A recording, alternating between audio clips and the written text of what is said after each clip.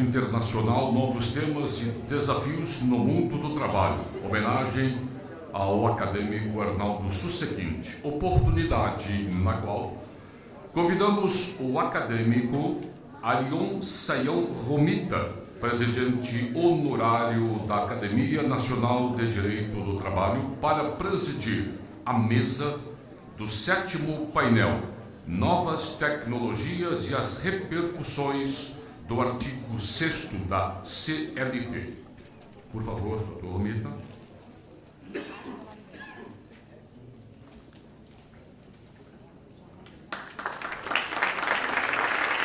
E convidamos os painelistas para tomarem assento à mesa, o acadêmico Amaury Mascaro Nascimento, presidente honorário da Academia Nacional de Direito do Trabalho.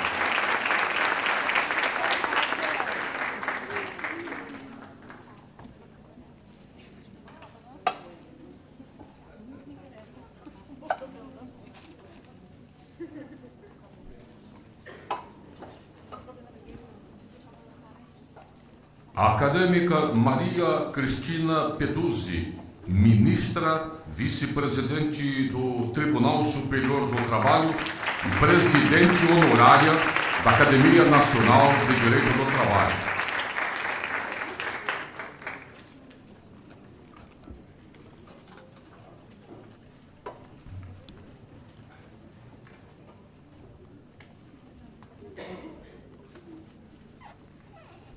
Nós temos também nesta mesa a presença do acadêmico José Afonso D'Alegrave Neto, advogado, doutor em Direito das Relações Sociais pela Universidade Federal do Paraná e membro da Academia Nacional de Direito do Trabalho.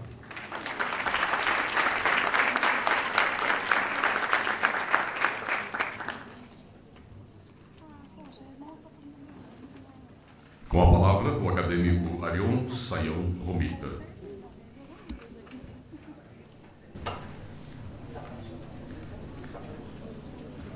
Senhoras e senhores congressistas, é com imenso prazer e facilmente reconhecível orgulho que assumo a presidência deste painel, que conta com honrosas presenças.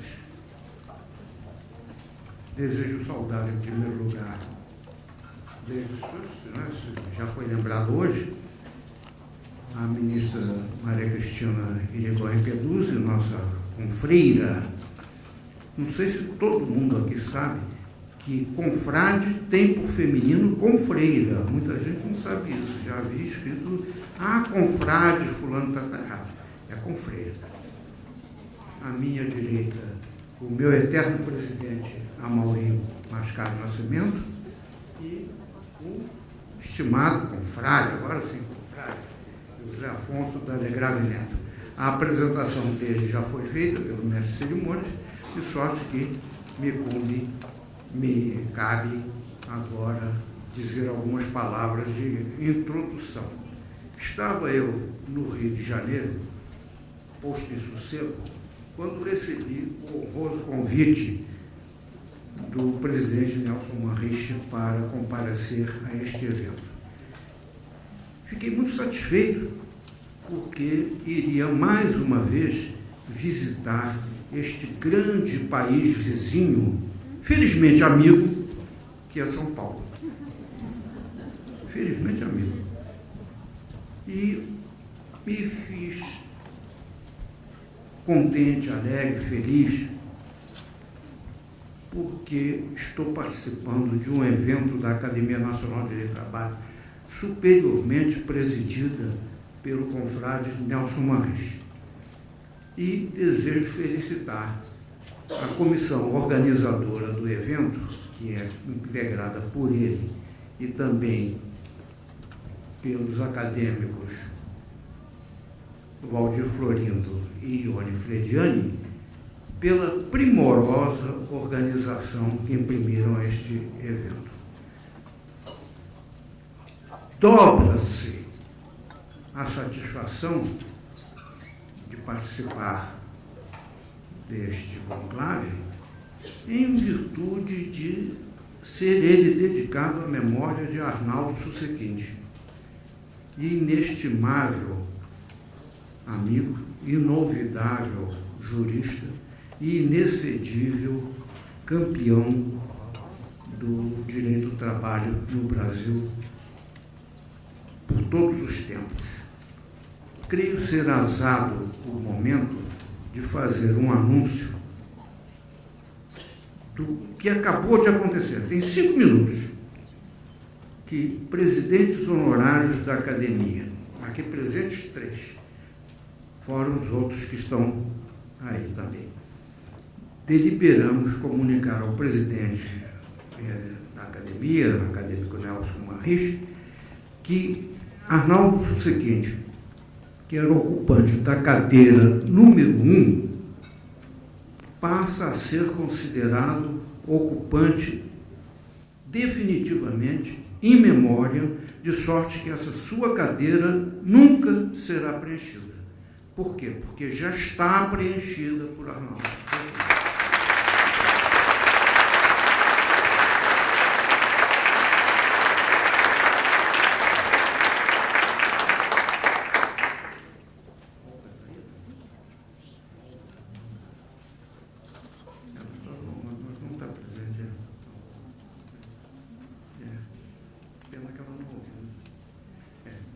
Bom, vamos tratar deste painel que tem por tema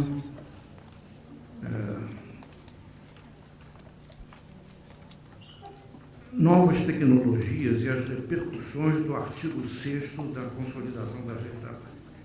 Este painel apresenta uma peculiaridade.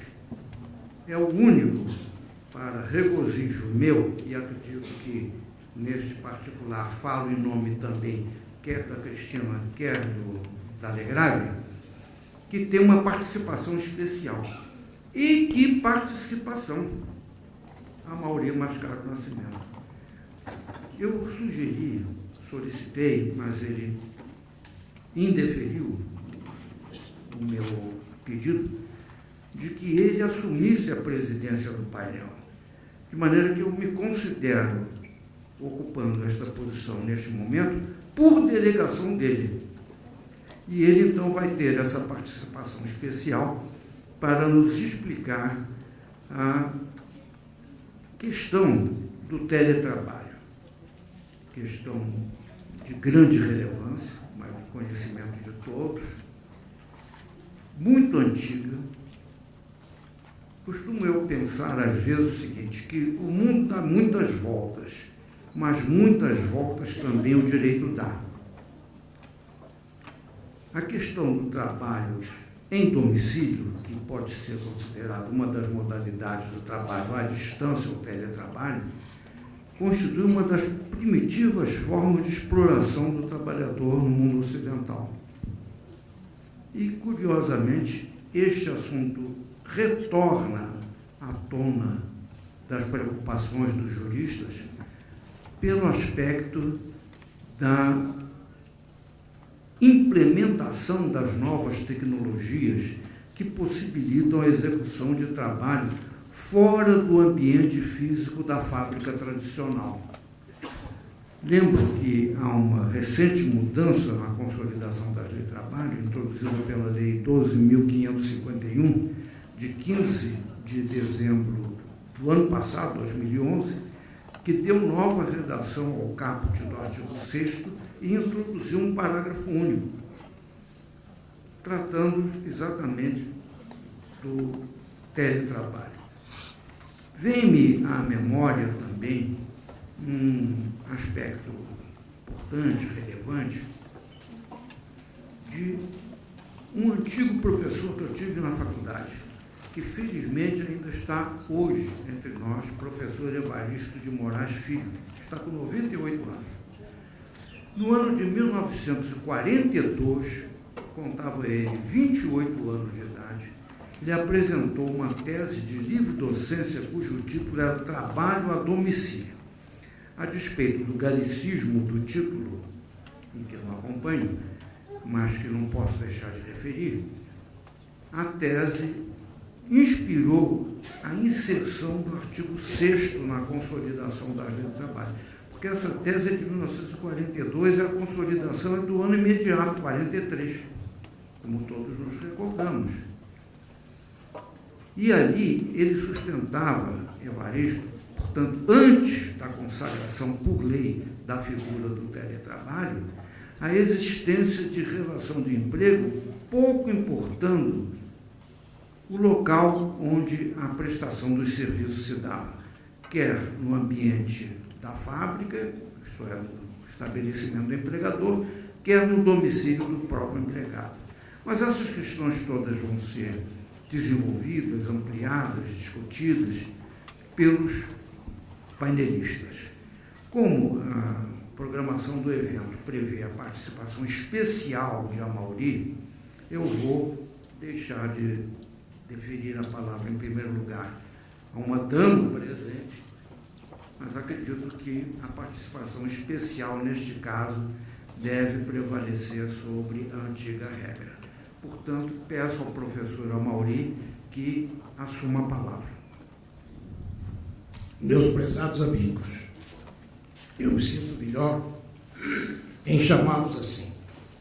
Professor Rita, ministra Cristina, professor Dalegrave, senhoras e senhores, este congresso tem uma finalidade primeira: prestar uma homenagem ao ministro Arnaldo Sucedinho. Foi efetivamente uma grande perda para o nosso direito do trabalho. Eu me lembro que quando eu fiz concurso para juiz do trabalho, eu era promotor de justiça e estudei em um só livro de direito do trabalho, são as suas instituições em coautoria. E com esse estudo das instituições, me senti habilitado a prestar o concurso para juiz de trabalho e fui aprovado. Então, meu contato primeiro com o Susequim foi através do seu livro.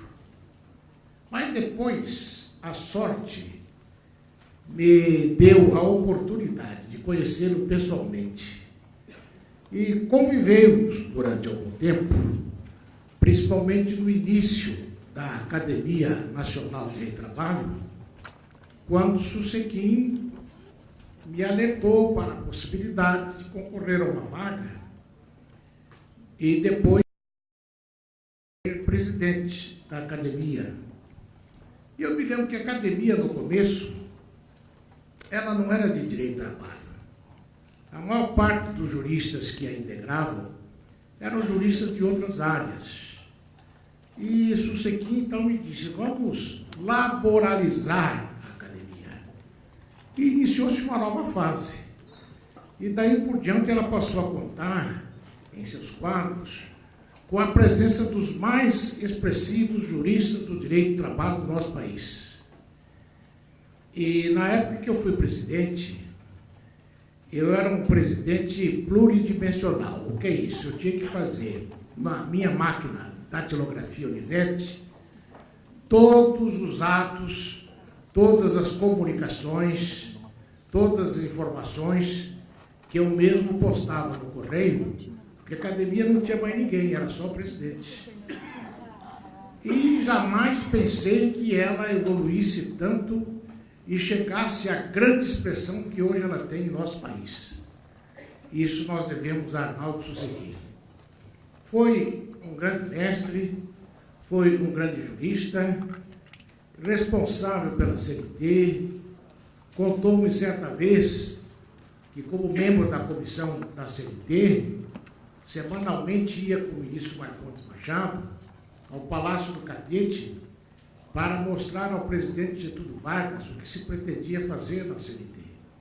E Vargas ouvia e concordava ou não concordava com as propostas. Então, houve uma atuação direta de Getúlio Vargas na elaboração da CNT. E disso foi testemunha Arnaldo Susequim, que me transferiu essas informações, que eu acho informações muito preciosas, para mostrar até que ponto Susequim foi partícipe das transformações ocorrentes no direito do trabalho brasileiro. Não só essa.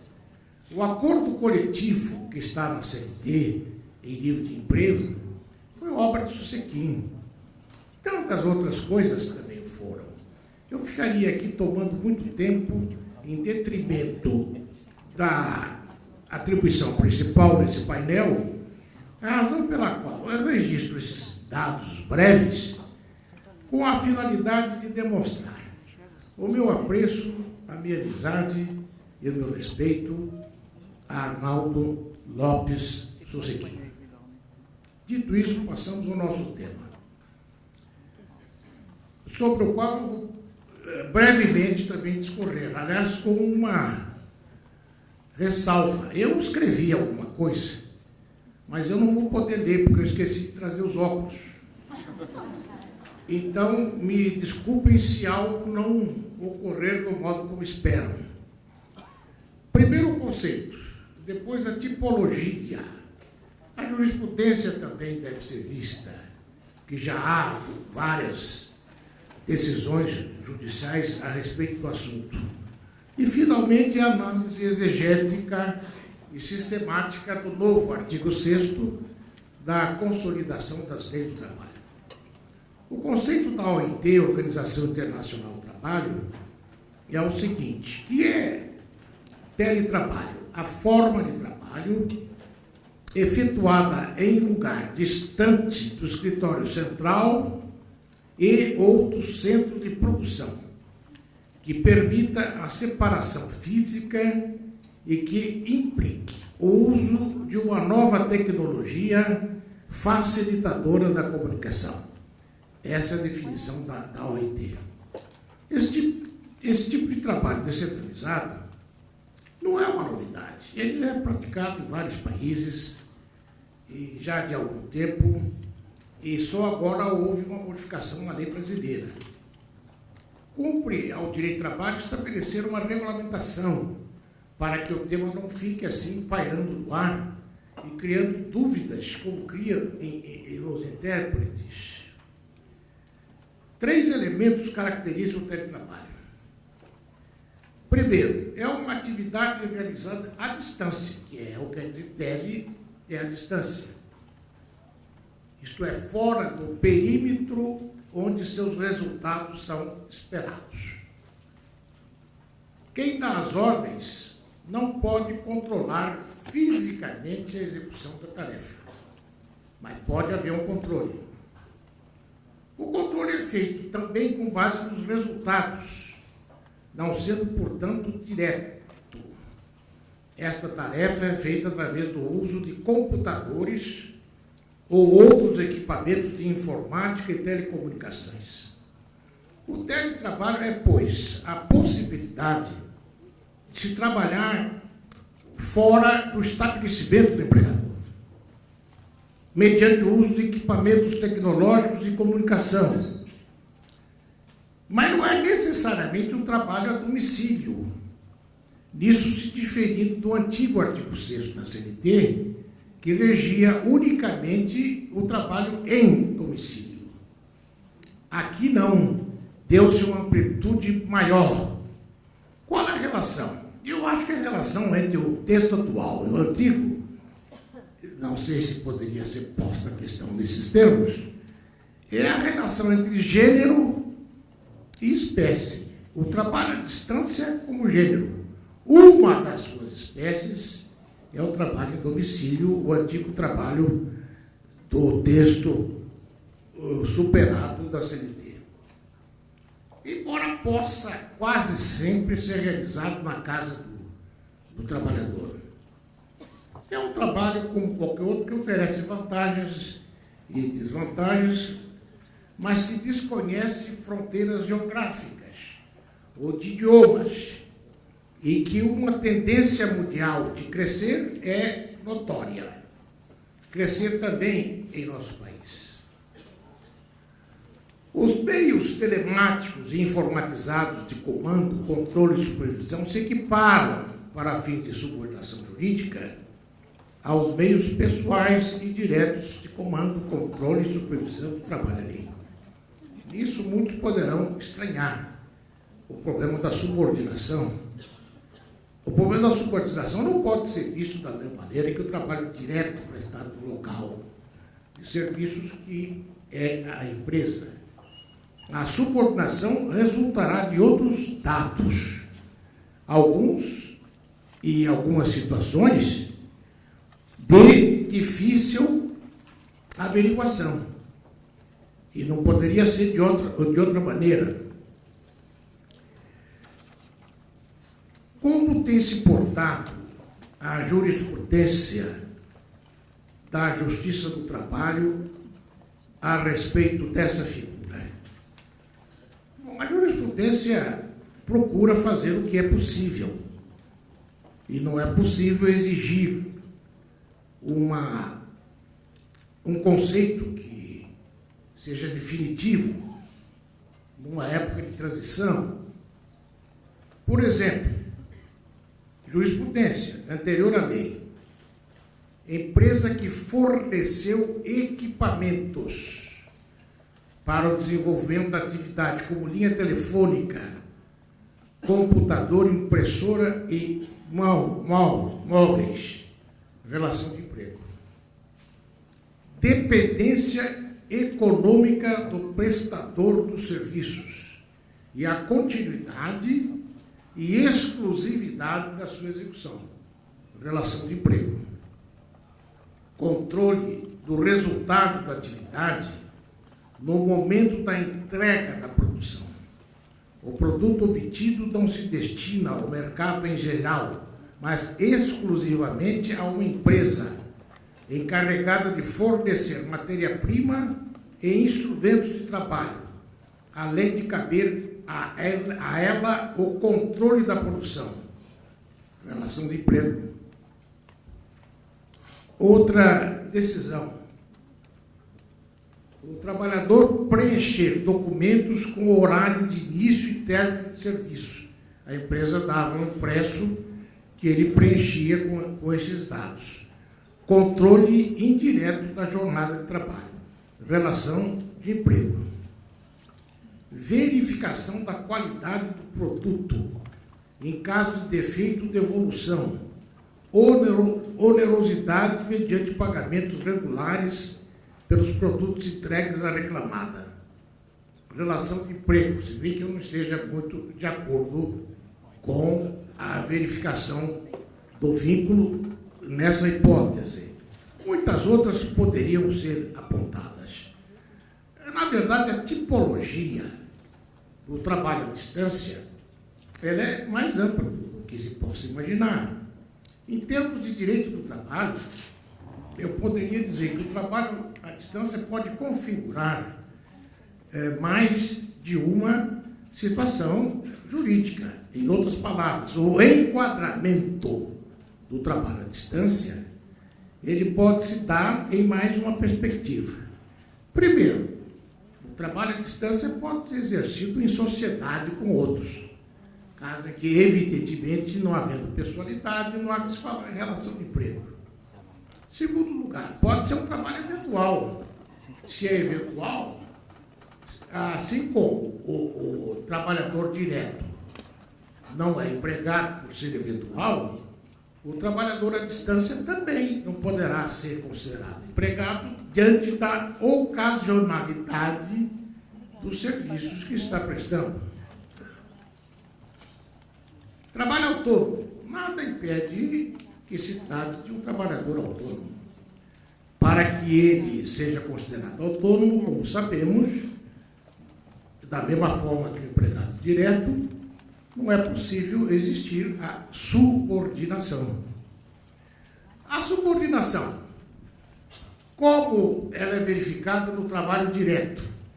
No trabalho direto, ela é verificada pelo poder de comando da empresa, o poder de regulamentação, o poder diretivo, o poder punitivo, aqueles elementos que todos nós conhecemos que caracterizam o poder de direção de uma empresa. Isso pode ser aplicado também no caso do teletrabalho. É preciso ver em cada situação concreta se existe ou não um poder de direção atuando sobre aquele trabalhador, ou se não existe, caso em que ele será autônomo. Então, eu não vejo assim muitas variações na perspectiva jurídica dos dados com os quais teremos que lidar para chegar a conclusões. A única modificação que vejo é que essa situação em que alguém está sob o poder de direção de outrem, ela será analisada de um modo diferente, diante da distância com que o trabalho é prestado.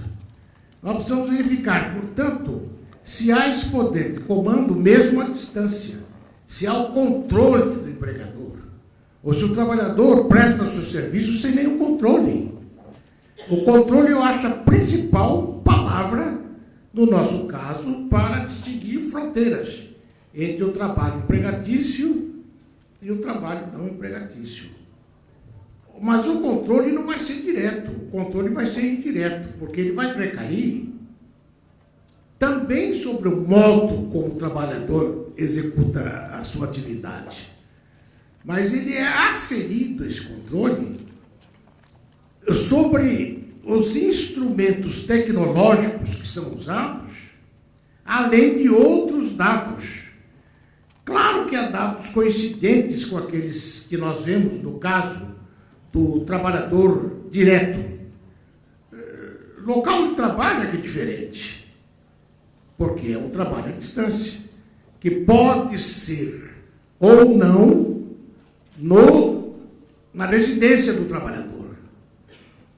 Eu acho que é mera questão de transposição para a tecnologia e outros aspectos daquilo que nós usamos para saber, no caso de um trabalhador direto, se há ou não o vínculo de emprego. Os dados necessários para essa conclusão serão outros, dadas as peculiaridades do caso, mas não serão juridicamente diferentes daqueles que nós temos em função da situação em que se põe o trabalhador direto. Vai haver muitos problemas. Pela jurisprudência que eu mostrei, você já vê que, às vezes, detalhes são utilizados para definir o vínculo de emprego. Mas eu não definiria por detalhes. Eu procuraria saber se há ou não poder de comando. Se existe poder de comando, existe subordinação. Agora, de que modo esse poder de comando se exercita? E, em muitos casos, pelos mesmos elementos do trabalhador direto. Isto é, o poder de comando como aquele que dá ordens de serviço. Se há uma regulamentação desse trabalho, se há um horário desse trabalho, nós temos aí sinais de subordinação, como há também no caso do trabalhador direto. Então, tudo é uma questão de adaptação que, com o tempo, faremos, embora nessa fase inicial, certamente, dificuldades surgirão e muitos estranharão as decisões da Justiça do Trabalho, porque também o juiz do trabalho terá que se adaptar a essa nova realidade. A nossa lei mudou. Não há dúvida nenhuma que ela parte agora para uma perspectiva diferente. Quanto a isso, não há a menor dúvida. E o artigo 6º tem outra redação. A súmula 428 também interessa o assunto. O artigo 6º da CLT declara: não se distingue entre o trabalho realizado no estabelecimento do empregador ou executado no domicílio do empregado e o realizado à distância, quer dizer, mesmo que não seja no domicílio, mas pode ser num centro de trabalho, pode ser num local que não é nem o domicílio e nem a empresa, desde que estejam caracterizados os pressupostos da relação de emprego. Ora, desde que estejam caracterizados os pressupostos da relação de emprego, Quer dizer, desde que sejam presentes aqueles elementos que nós conhecemos. Continuidade, pessoalidade, subordinação, salário. Então, o material jurídico com que teremos que lidar é o mesmo. É o mesmo material jurídico a que estamos habituados. Apenas a dificuldade de aplicar isto a um trabalho à distância. Se não houver pessoalidade, claro que numa relação de emprego, por exemplo, não, do trabalho em sociedade, não há pessoalidade. Se não houver continuidade, claro que também aí não há relação de emprego, porque será trabalho eventual.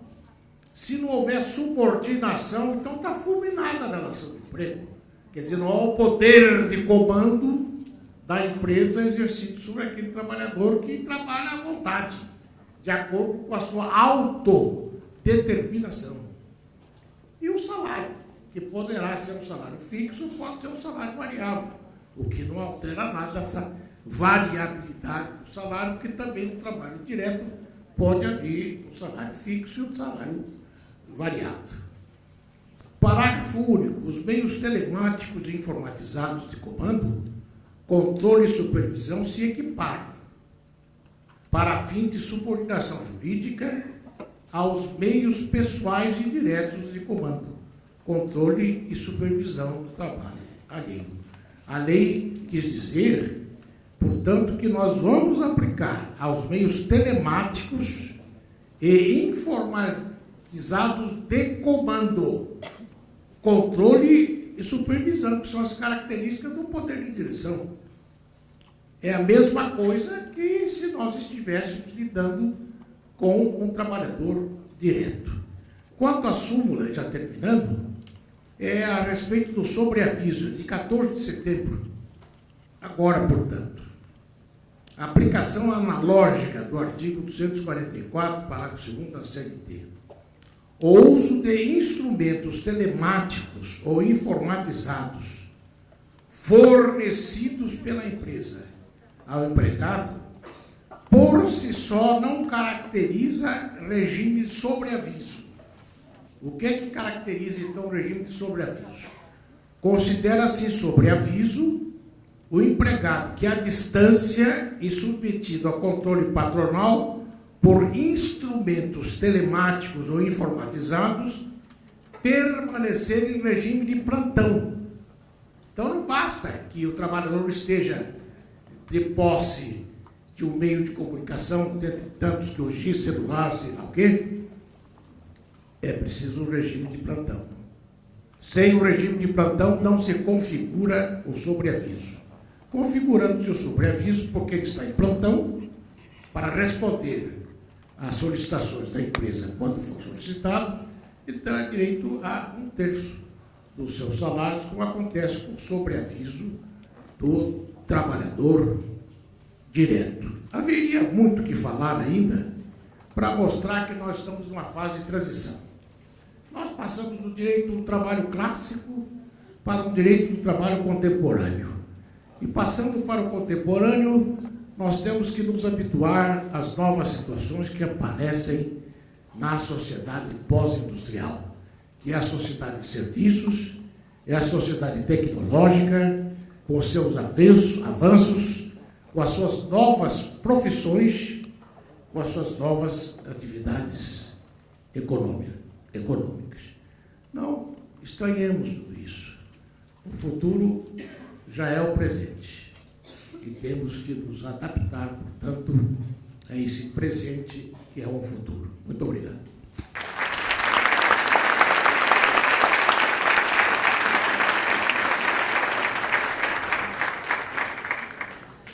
No momento inicial da formação histórica do direito do trabalho, recordo-me de que uma das modalidades que mais se prestava à exploração do trabalho humano era esse chamado trabalho em domicílio.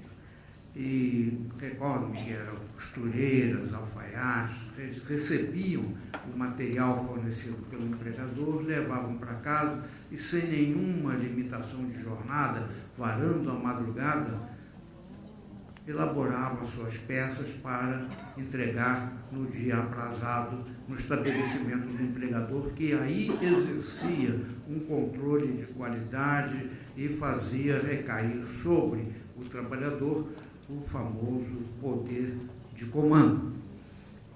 Discutia-se naquela fase em que os trabalhadores eram muito mal remunerados, ganhavam por peça. Se o que o trabalhador auferia, peça produzida, iria configurar alguma modalidade de caracterização da relação de emprego. Esses tempos mudaram.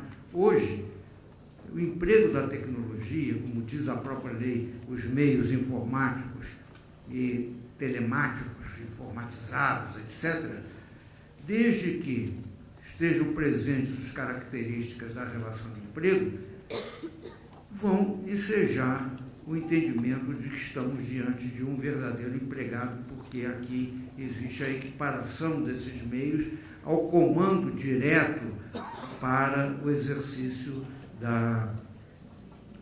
para a caracterização da subordinação.